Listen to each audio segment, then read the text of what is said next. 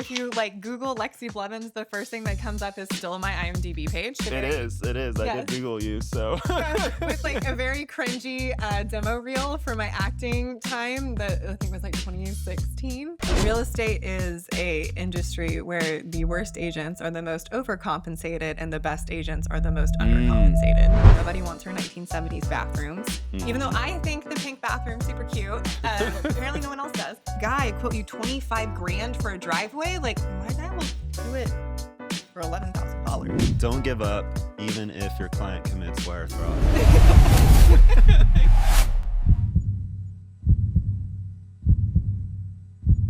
Wow, that was an amazing recording with Lexi Blevins. We just finished recording her story, the mindset, the tactics that makes her successful in running Monarch Realty Partners, her team.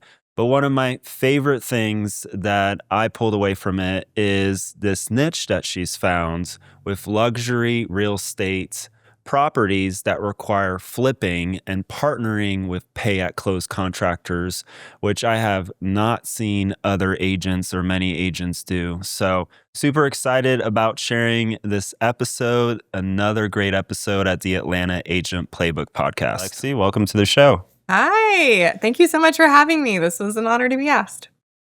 I am happy that you're here, and I'm excited to dig into what's made you successful. You've been a top 5% real estate agent producer in Georgia for the last 5 years. You run the Monarch Realty Partners team. You have your broker's license. You've helped hundreds of families flip, invest, families occupy, sell, buy. You've kind of done it all in real estate. Super excited to unpack that. But before we kind of get into that, I'm curious, were you trying to be a TV star before real estate? Yes, actually. I think to this day, if you like Google Lexi Blevins, the first thing that comes up is still my IMDb page. It is. Yes. I did Google you, so. With like a very cringy demo reel for my acting time that I think was like 2016. I was a professional actress for many years before I got into real estate. And real estate was originally supposed to be my like side hustle while I continued to pursue acting. Okay. But real estate took off like a freight train. Wow. And I had to just make a choice.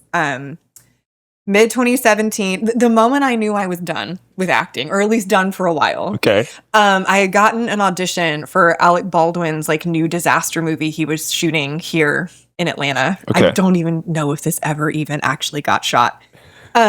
But the role I was reading for was a small town Southern bartender. Like, check, everything I was. It was a casting director I had been like praying to get in front of. The night I got the audition, I was trying to get 2 listings in the computer. I was trying to write an offer. Then I got slapped with this like 3-page audition with this massive paragraph in the middle that I was having memorized. And I was like, I don't want to tape this. Whereas like not even the year prior, like this audition would have been like a complete life affirming, like you're on the right path, you're doing all the right things. And I was just like, I don't. Well, it's good to realize. Yeah. You got to follow your passion and where, your heart's kind of pulling you. Definitely. Well, and I also think that I feel like so often like the jack of all trades thing is really touted. Like people want to be really great at everything. And the reality is if you are spread too thin, and you aren't focusing on anything, you can't be successful at anything. So, yeah, that was the moment I realized. I was like, I'm done. I need to give acting a rest for a while. So that was the moment where you realized you're done. What was the moment in real estate that you were like, okay, I'm all in. This is actually working? Was there a moment? Because it sounds like you were doing both of them at the same time, right? I was doing both at the same time, and I was still bartending as my, like, what was, like, making me money. My schedule was literally, like, get up, go to the office, do real estate from, like, 10 to, like, 3, leave, go to my bartending job, get off my bartending job at, like, 10, and then I would usually have to go tape auditions a couple nights out of the week, which was crazy because you're getting off work at, like, 11, and then I would usually have to at least 2 or 3 times a week go film auditions, sometimes to like 2 and 3 o'clock in the morning. Wow. Thank you to all of my friends that helped me during that time. It was awful. It was awful. I had to make a decision or I was going to lose my mind. I think the moment I realized that real estate was working. So first year I did 3 transactions. Okay. And I wasn't on a team then. Second year I joined up with the team that I now co-lead. Mm-hmm. As a buyer's agent, and I did 13 deals my second year in real estate with a lot of guidance and help from my team. And I think that was the moment I realized, like, okay, this is awesome. This is finally starting to gain traction. We're moving in the right direction. And then things just kind of kept scaling from there. Wow. So what actually do you think gained traction in the beginning, going from 3 to, you said 13 or 15 transactions? What do you think what was that 1 or 2 things that made you successful in the beginning? Mentorship. I think so much. I started off with a national brokerage. Everyone always starts off with national brokerages for training. But I'm not the type of person where I feel like I can go out and just be like, yeah, I'm a real estate expert. Let me go call all my friends now. I'll be like, I'm phenomenal at selling real estate. Like, what? No, it's you're helping people with their largest financial transaction. It's so much money. It's so much anxiety on every level. So I wasn't comfortable with that.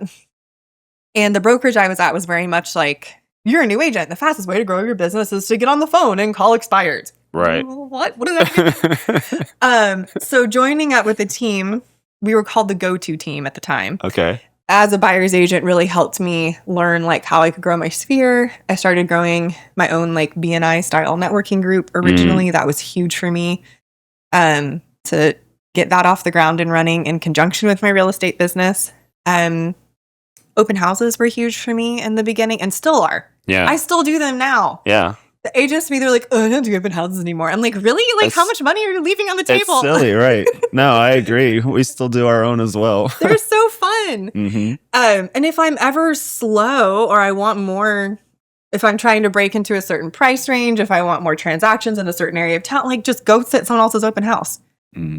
There's no shame in that. I feel like there's some weird people think when you get to a certain level, it's like, oh, I'm past that. I'm like, well, that's what got you here. Yeah. Don't forget the thing that made you successful in the first place. Should probably continue that. Yes. Yes. So let's talk about the niche that you mentioned. And I'm really excited to kind of dig into this. Yeah. Buckhead luxury flipping. I wouldn't call it flip. Well, okay, so I should say this is a new niche for me that I literally just discovered. And it's working out. Tell me.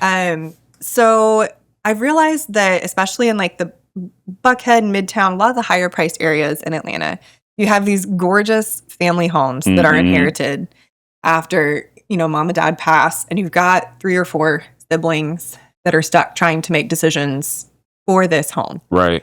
It is in a state of disrepair, or the person who lived there thought their Harvest Yellow kitchen appliances were the thing. Right. And families are trying to sell these homes as is. But the reality is no one wants $1 million fixer-upper in Atlanta. That's not a thing. I know that's a thing in California. It's not a thing here. Not yet. No. And so they're having issues offloading these homes. Builders want to pay them $500,000 for the lot. They're trying to get, it looks like from the neighborhood, it's like, okay, the renovated stuff's all selling for $3 million. I should be able to get $1 million for this. But the reality is no one wants it. Right. There's very few people that are willing to flip and take on that financial risk in that high of a, at that level, people want move-in ready. They want convenience. They're paying for time. They're paying for, And the flippers are scared to touch them too. Because I also have flipped in the past and still do the investment side of real estate. And I mean, you're holding builder loans with 13, 15%. Everyone's eating up profits from everywhere. Trying to do that at a super high expensive level is really, really hard.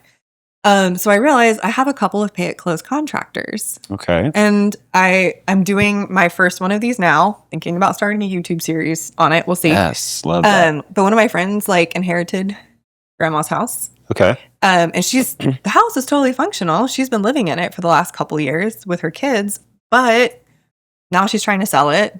And nobody wants her 1970s bathrooms, even though I think the pink bathroom's super cute. Apparently no one else does. So she was having issues moving this, and it kind of made me realize, like, oh, I'm already doing all of this work with luxury expired listings. Why don't I pivot that into being able to help bring in a contractor, renovate it, and then list it for more money, and then everyone wins. My contractor wins because he's obviously making money. I get to win because I get to list the house for more. And then the family actually gets to walk away with a profitable listing and something that they didn't have to pay out of their own pocket for. Because in my experience, trying to get multiple people to agree to spend $150,000 to rehab a house is not a thing. Yeah. It's really, really very hard. difficult. Yes. Okay, so walk me through it. Your friend inherits grandma's house, your client. What's step one? Well, step one is just seeing, like, are you willing to put in the work to do this? And for her, she ended up listing with a different agent. And they listed it as is and failed to sell it. Ended up taking like $150,000 price reduction at one point. Still couldn't offload this thing. Yeah. And she posted about trying to sell her house on Instagram, this is wild. Her and I like went way back. I just reached out and said, hey, like, I do this. My team has been doing this for years where we'll help people renovate their homes on our dime, essentially. And then you get to walk away with more of a profit whenever we sell it. And she was like, yeah, that solves all my problems, actually. And then I started looking around Buckhead going, oh my gosh, this is like copy paste. Like, there's so many homes that need this. Yeah. This is such a prevalent problem. I'm walking through houses with, my move up buyers that really want to be in like Buckhead Midtown, like the super convenient areas of town. And it's like $950,000 for a leaky roof and parquet floors and a galley kitchen that's not even the size of this room. Like, stuff stops making sense at a certain level. And how did you find these contractors then? And are there actually a lot that agree to this kind of pay at close structure? So it's a mix. I have a bank that will do like a stopgap lending thing. Okay. Where they can come in and loan the costs. And so that way I can work with any of my contractors. Sometimes the bank can't loan enough on that. And I do have 2 contractors that will just self-fund the whole thing from start to finish. Okay. And are these connections that you've made just by like falling into them, or did you seek them out? Or some are networking, some are just from my experience flipping. I have flipped 6 houses and just trying to build. It is so hard to build an affordable like book of business when it comes to like repair people. It is. It's just really cycle hard. through them. There's always something wrong. They're either not on time, not on budget, or extremely expensive. Extremely expensive. Yeah, that's the third. Yes. And especially with HVAC systems, I'm very stubborn. I don't like to replace things. And so I finally have found like a list of HVAC guys that will actually fix my super old HVAC system. Yeah. I've pretty much been through like 12 of HVAC people. I have 3 people that have been with me literally for 5 years that I love. Like, that's the other thing. It's like, if you're on my list and you keep treating me and my clients right, you get to stay. Amazing. If you start being unprofessional, like not showing up to work or don't respond to emails in a timely manner, that obviously can change. But I think so much of the fact that I walked in the investment world as well as the retail world, like regular sales, it's funny, all the investment people call like the realtor side of the business retail. I know. Yeah. And I think just because I've walked in both worlds, I've been able to get a really great book of people together for stuff. And also I started realizing, like, I know that my contractors do give me special pricing just because I do a lot of renovations. Right. You do a lot of business. But at the same time, it's like, you just had a guy quote you $25,000 for a driveway. Like, my guy will do it for $11,000. Like, what is this? What is this gap? I think the gap is literally just matching polos and marketing. Right. And it's, looking around, we're in Buckhead, let me see how much I can price gouge this person, know? So it's a lot of that too. I realized they'll give a different price depending on what neighborhood you're in. Yes. And to me, like, work is work. And I do think there is, like, I do have certain contractors that I'll on certain projects. Because I know some of my guys' finish quality might not be at Buckhead level. Right. And that's okay. No big deal. But, you have to kind of place place your people where they're going to succeed as well. And I also feel like setting up your team for success is really important, regardless of what that looks like. Yeah, makes sense. So you've got the contractors now. I want to ask this question, and I'm sure our audience is also thinking the same thing. What if it doesn't sell? What happens then? That's a risk that you run. And at the end of the day, a house isn't not sellable. It's not sellable for the price that you want. For the right price. So that any house will sell. It's usually just priced wrong. Well, and or marketed incorrectly.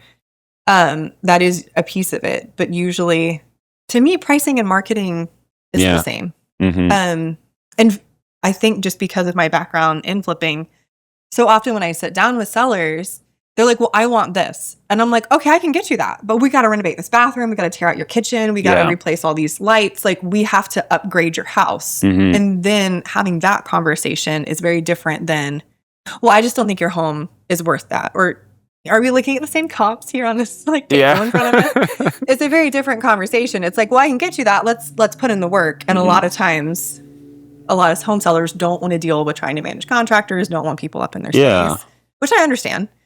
But it's a very different conversation than I can't get you X price for your house. So how important is it to like set the right expectations and get the right numbers, or at least the right range down?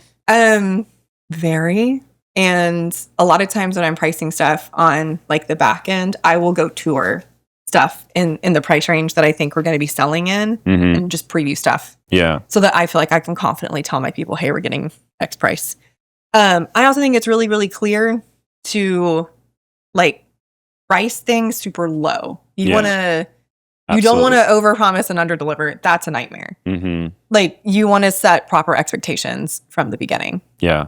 And I think net to seller sheets are super important. Well, because people need to see what they could potentially walk away with. And I usually send over 3 different scenarios. It's usually like, hey, here's as is. Here's what we're doing, or here's what you've been doing unsuccessfully for a bit.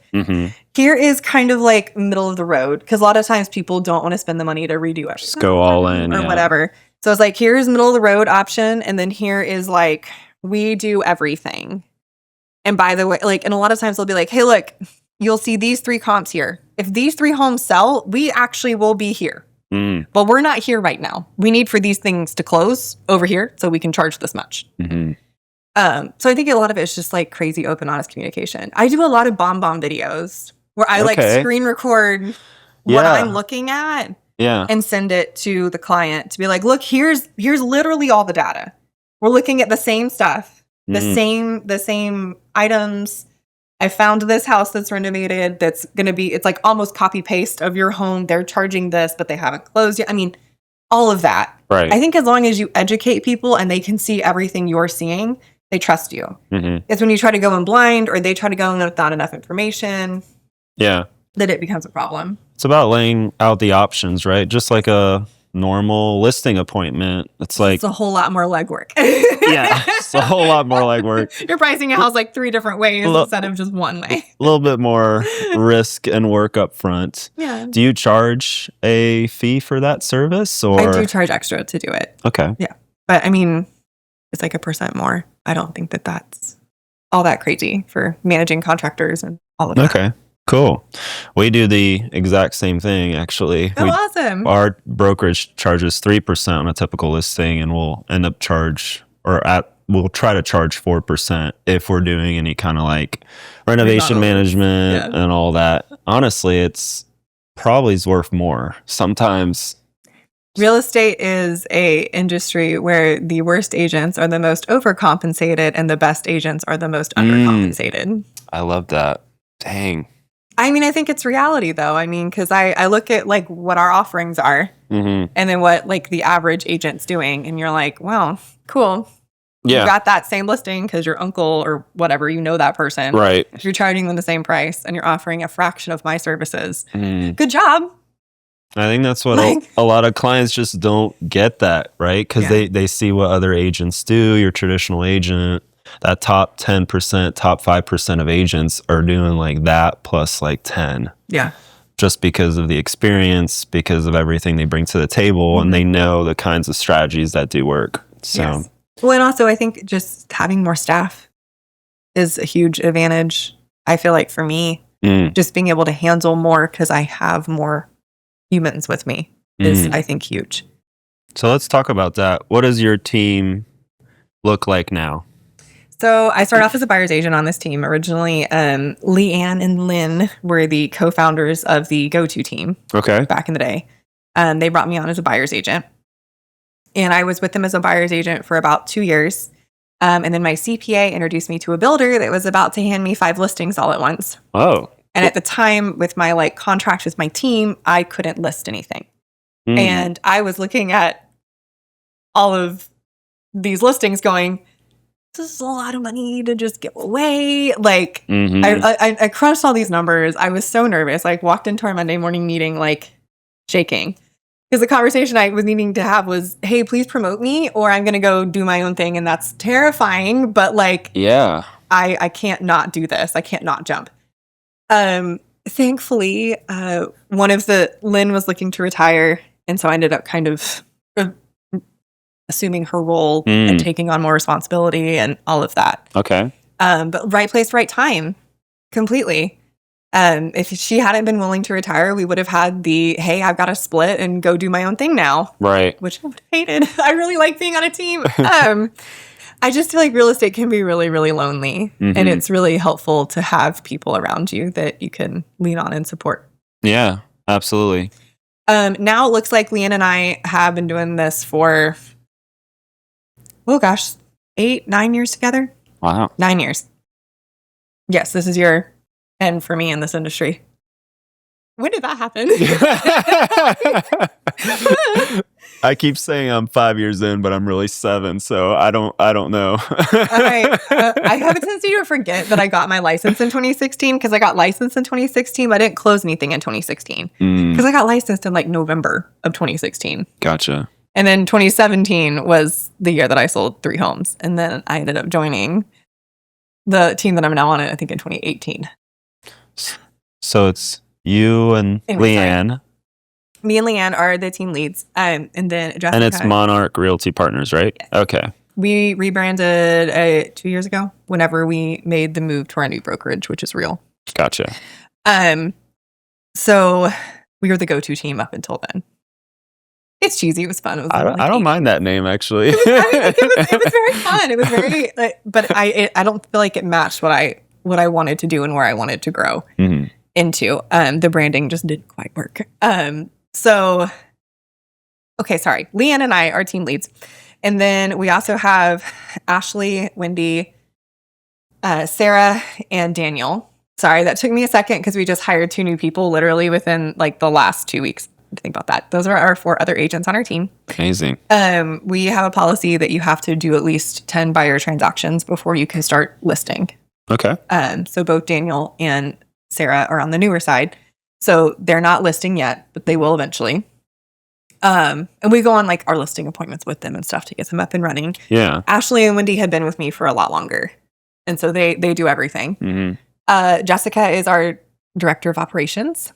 She was originally my client before she started working for me. Oh, cool. Yeah. I love that. Her background was actually she moved here from Texas. So she was an H-E-B bakery manager before she became our director of operations. You're all coming from that entertainment industry. But she was great. She's been amazing. It was really funny. Like at closing, we were just chatting. She was my friend first, obviously, before she became like an employee. That feels so weird to call her an employee, but she is my employee. At closing, she was talking about wanting like a more remote work type position. Okay. And I described what we were looking to hire. And she was like, well, I think I can do that. Can I have an interview? And I was like, yeah, sure. Like, let's try this. Wow. And she's with me for 3 years now. Sounds like it really worked out. It was really tough in the beginning, though. I feel like the hardest part as you scale with real estate is hiring and being comfortable hiring. Yeah. And because it's like you've worked so hard to build this brand. And then letting other people touch it is like terrifying. And also I've had to fire people over the years because things didn't work out. And that also sucks. Yeah. I've also had to lay people off, not because I didn't want to have them still part of my team, just because I couldn't afford them anymore.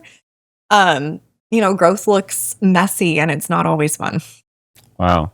So you've got this team rocking and rolling. Oh, and we also have a stager, and then my mom is our showing assistant. Sorry. Okay. do you have any other support staff? Okay, that's it. No virtual assistants and no virtual assistants. Okay. Jessica wears a lot of hats. She's our TC, and then she also helps me a lot with my Instagram marketing, my blogs, keeping my website updated, all of that. All my expired mailers, all of that. Jessica helps me with as well. Wow. You mentioned the challenges of hiring, and they always say hire slow, fire fast. Yes. What are any advice there for agents looking to build a team and leverage people's time? Yeah. I started off first with just a plug and play transaction coordinator. And I had, I think her name was Danielle. She was already pre-trained, already had everything laid out for her. I plugged into her system basically. And then I think year 2 of me having her, I kind of sat down and looked at how much I was paying her and what she was able to do for me. Cause she was very, she kudos to Danielle. She protects her time. She was very much hard out at 6:00 every day. She wouldn't work weekends, which that's okay. But as a residential realtor, our business happens on the weekend. Right. Granted, most of your transaction stuff does happen, Monday through Friday, 9 to 5. So it did work. But she wouldn't do any additional marketing for me, and I just needed more help with all the stuff I was doing on Instagram and social media and all that other stuff. So I was like, I think I can maybe just hire an assistant that has a background in all of this, because the contract parts are easy. That's just dates. Especially if you're working with an unlicensed TC, they can't touch your contracts. You still have to write your own contracts and all of that. Right. That's fine. I can do that on my phone now. So I just needed someone to be able to keep dates in the calendar and keep stuff organized, and then also help me with my marketing stuff, is what I was realizing. And Danielle couldn't do that. So then I pivoted to hiring someone that was in-house, which was Jessica. What's been the hardest part of stepping into that leadership role? Imposter syndrome's real. I'm just out here working. Yeah. And I don't usually pay attention to my numbers and all of that. That's just kind of noise. Right. To me in the background, it's not something I think about. I think I've been part of the Atlanta, I'm happy to show you all of my sales. Should just say that. You can look them up. They're all public record. But I never actually submitted for the Atlanta Realtors top producing agent stuff, because it takes so much paperwork and time. That's fine. I'll worry about that later. So that's never been why I've been in the business for all of that. You asked me a question and I feel like I derailed. You asked me what's the hardest, what's your biggest challenge, or what's been the hardest part about stepping into that leadership role? For me, it's been figuring out exactly what I do that has made me successful, that is easily replicable for other people. I feel like so much of real estate has now moved into a personal branding space. Yeah. That it's obviously your personal brand is going to look different than my personal brand is going to look different from Ashley's personal brand on my team. So it's how do you find the stuff that is replicable? And then how do you explain the stuff that's not replicable? That that's just your special sauce. What does that look like? Right. And how do you encourage people to also have their own special sauce? So I think that the hardest part for me was just figuring out what are the systems. My father-in-law is actually a financial advisor coach. Okay. And so he, a lot when I was kind of building this, was well, what's your $10 an hour time and what's your $50 an hour time? I love that. And literally set a timer when you're doing admin stuff that you hate or just tasks you don't like. Notice how many of those $10 an hour tasks you are doing in a given day, week, whatever. And then notice where you're actually spending whatever you feel like your genius. Your zone of genius. Yeah. Is your $50 an hour time, whether that's going out and having lunch with a new contact, being in your networking groups, for me, recording videos on Instagram, being out in the field, meeting and generating that business. Yeah. What does that look like? Being on the phone, that type of stuff. That's your money time. How much time are you actually spending in this zone? The answer is so much. And I think whenever you really track that and start realizing, like, you get really angry at those tasks because you're like, I can pay someone else to do this. Yeah. It's about protecting your energy. And my coach said the exact same thing. It was, what is your dollar per hour figure that you would give yourself? And that could change, over time, right? It could go up, could go down. Well, do a time audit. What are you actually doing all week, all day? How many of those tasks are at that level or higher, and how many of those are at that level or lower? And all the ones that are lower, you should be finding someone to hire to cover those. Though, because our business is so in flux. Yeah. We go through seasons of being busy, not as busy. I feel like there's always one point, like every February, where I'm like, oh my gosh, I'm so broke. Mm-hmm. Like every February. That's like right before a busy season takes off and you're sitting here like, everyone wants to list mid-March. Yeah. Yeah. You have to plan for those things. I mean, at the end of the day, you end up becoming a CEO. You're a business owner. You're no longer just opening doors. You're like in charge of people. You're like, you have to. It's really hard to be in this industry and not be a self-starter. Mm-hmm. I think the team structure helps because it does give you like replicable and actionable steps you can take every week to help grow your business. And you've got that built-in coaching and that built-in structure. But I do think it's really just alone. Yeah. I know a lot of people do it and are really successful doing it. I'm just not. Yeah. I did it alone for maybe a few months and then had really great success in the beginning back in, 2019 now. Mm-hmm. And Lexi, my wife, she started to like pay attention to what I'm doing. She started to help me. She was now the one kind of like becoming my TC. She quit her job to join, and we both, run a team together. I could not imagine doing all what we're doing today by myself if she hadn't joined or if I didn't partner with someone. Like, it's so important to surround yourself with people that are going to help you do this thing. And I also think it's so hard to have work-life balance as an agent, but I do think it's really important to look at your work-life balance and kind of decide. I mean, I have friends that are doing like twice my transaction volume with no TC, no help whatsoever. It's possible. Mm-hmm. I don't want my life to look like that, though. Yeah. I see their hours, and I'm you have to be on all the time. That's exhausting. I would like to unplug occasionally. I want to go back to something you said. You mentioned that every agent now pretty much has to like have a marketing agency. Yes. What do you mean by that? And what are a couple things within marketing that are successful for you right now? I definitely think social media helped me have the business of someone in their mid-60s as someone in their 30s. I really do feel like social media is what helped skyrocket my career. Mm-hmm. Because I was doing, now I have more of formula. I have a lot of people that are like, who's your Instagram person? I'm like, it's me. It's me. It's me. I am the content director. Jessica and I do a lot of stuff together. Like she does, but a lot of the idea generating and what I'm posting, that's all me. Which is a lot. Maybe I should hire somebody, but I hired someone for a little bit. Mm-hmm. And it was my friend, Nikki, the one person I've ever had to lay off. It was like so awful. But that's okay. She's gone on to do super well and she's now worked for the Boys and Girls Club in Atlanta. Oh, cool. Yeah. She's outgrown me. But it was one of those moments where I just couldn't afford to keep doing everything I was doing at the time. So I had to scale back. But she really took me from not having any systems in place for content and very much like running around with just like stories basically and just talking about what I was doing every day to having like a set content flow and calendar flow and all of those things. Yeah. And so that system was still replicable. I am just now having to step into more of a like director role for my content. That was the biggest thing for me. I think being an actress like really helped with all of my content generation. You're natural at it. Yes. The hardest part though as an actor is, I mean, you walk into the room with an idea of a character, but the script's been given to you. The who you are, the description's right there about like who you were trying to like portray basically. And so then it's like you kind of mold yourself into that character. Right. Whereas brand building is the total opposite.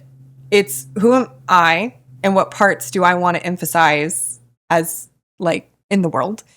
What type of character am I creating in the world? But also now I am the production organizer. I'm the producer. I'm the director. I'm the scriptwriter. I'm all of those things for my own content now. Mm-hmm. And that took me a second to try to like own all of those roles because for so long, my job was just to show up, be, and portray, and then someone else would edit me into whatever version of me they wanted.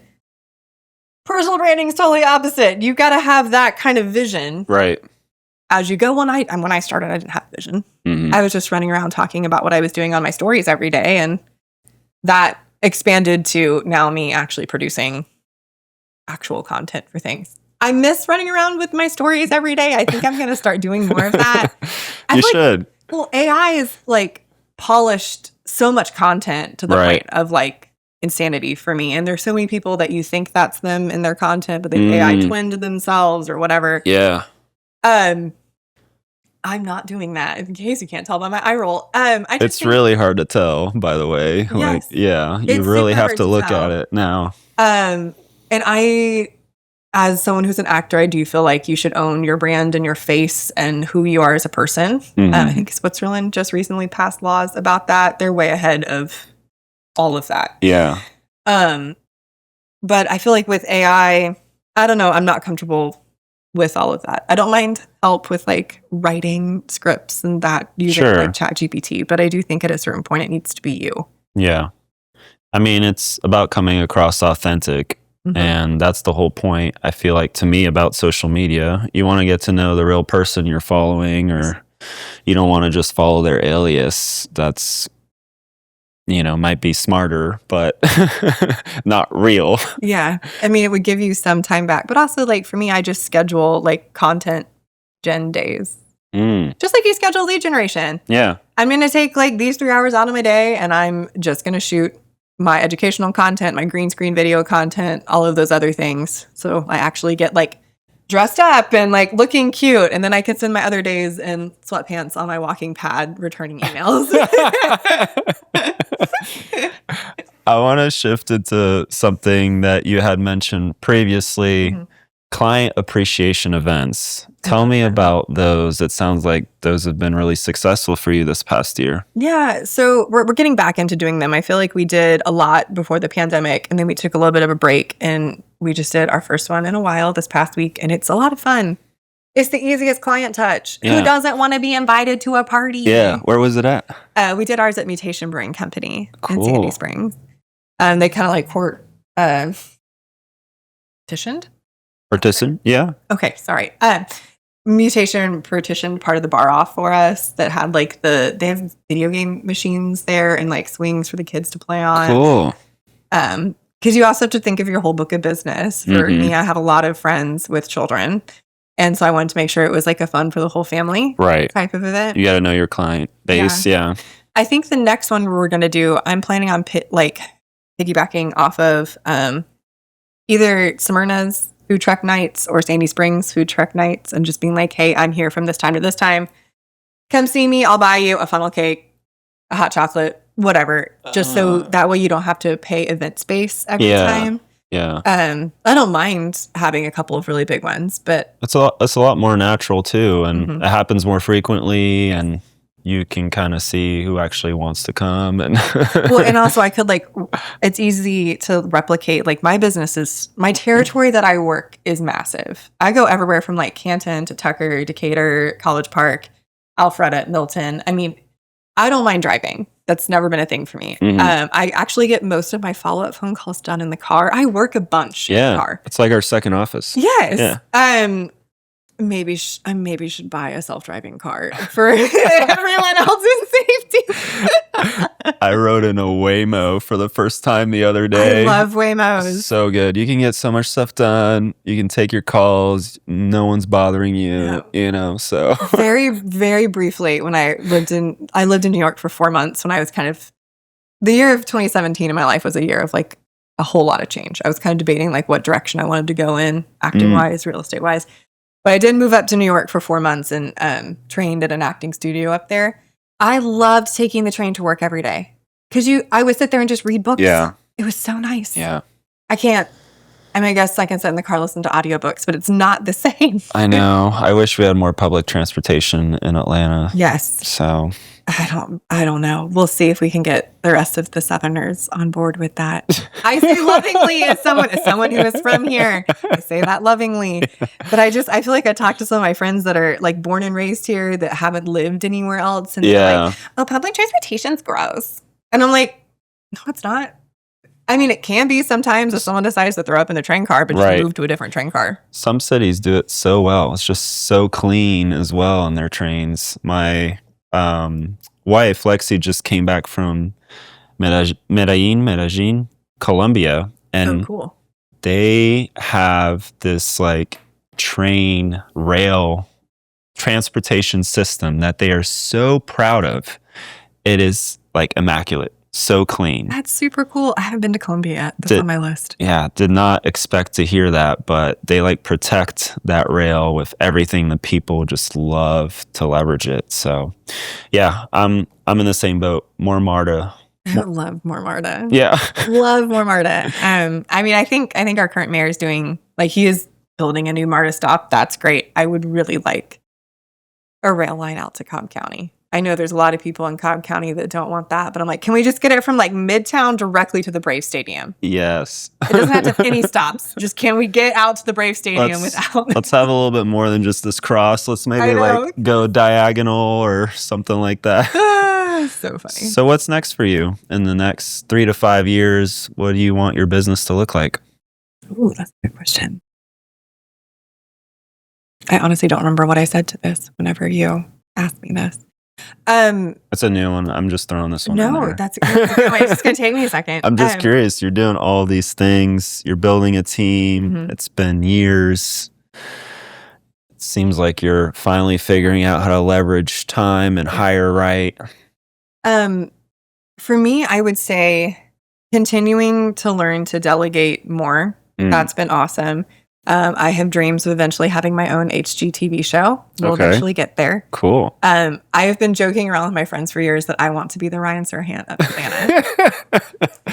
Atlanta. He's been doing exceptionally well. He has. Yeah. But I mean, just there's a lot of stuff. A lot of the stuff in his story and my story are very similar, just in terms of our acting backgrounds. And, yeah, that's true. Yeah.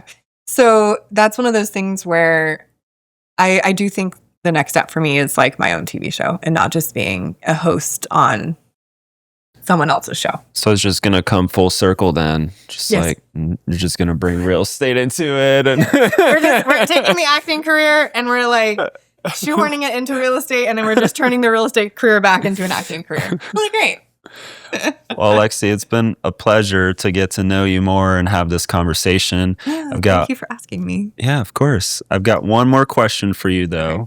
We're the Atlanta Agent Playbook, and we ask every single guest, what is that one play that you want to add to our playbook? That one piece of advice, that mindset to other agents out there to help them be as successful as Lexi Blevins.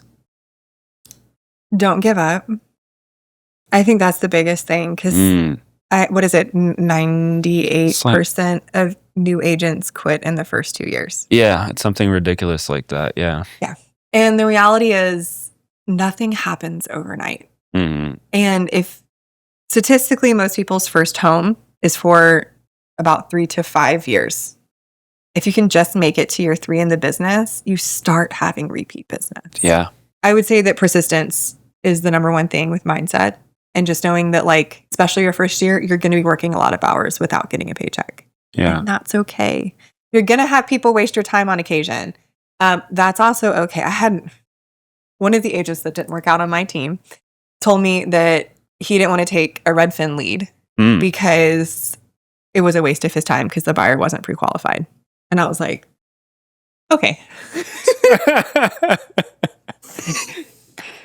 There are so many things wrong with this sentence, and let me just like unpack why that sentence isn't right. But, you know, I get it. He wanted to protect his time, and there is a fine line here with this. But at the same time, like, you know that this is 100% commission business. Not every single activity you do in a day correlates directly to a paycheck. Right. And creatively, sometimes it can lead you there. Yes. You never know, just especially when you're starting out. It's like, say yes to everything. Say yes to everything. And even, I think it's interesting. So I've had years of saying yes to everything. And then there's occasionally you need to have a year of saying no to everything. Yeah. And that's okay. Like the year of yes usually opens a lot of doors. Yeah. And sometimes And it's then- too many doors. And you're like, oh no. I think I'm at that point. It's a no year for me. But that's a good thing because the no year is a learning experience. I mean, end of 2023, I was carrying like 3 mortgages from some flips that didn't sell because obviously the interest rate skyrocketed in 2023. And I just scaled too much too quick. And I had to start saying no. I had to let people go. I had to, I had to sell a house at a loss. That sucked, but whatever. I learned. And I think that just knowing that you will eventually be successful and giving yourself some time to fall. Like, look at how many times you fell on your rear end when you were trying to learn how to ride a bicycle. Learning real estate's the same. Yeah. Oh my gosh, my 3rd transaction in real estate. Sorry, this is squirrel. You might have to edit this in somewhere else. I love this. When I say like literally never give up, my 4th transaction in real estate, my email got hacked. And my buyer wired his down payment to a fraudulent account in Nigeria. Okay. No. 4th transaction. I'm still green as I'll get out. I had a really great broker support staff at the time. And also, thankfully, my broker had given me the training. I sent my client this video about wire fraud and the IRS, like the IRS explaining what wire fraud is, all of this. He called me after watching this video and we had a discussion about wire fraud. And then he still sent his down payment to a fraudulent account. All right. Well, that's no reflection on you. That's their fault. No, that's like, he even said, he was like, I can't even blame this on you. Like, you've literally prepared me for this every step of the way. And I still did this. I can't believe. It's so terrible it happened now. But like, that's what I mean by, I feel like with most agents that had happened in transaction 3 or 4, they've been like, I'm out. This is too much. And I was like, okay, well, I've handled this now. So now I know if anyone in my life has this problem, I can tell them how to handle it.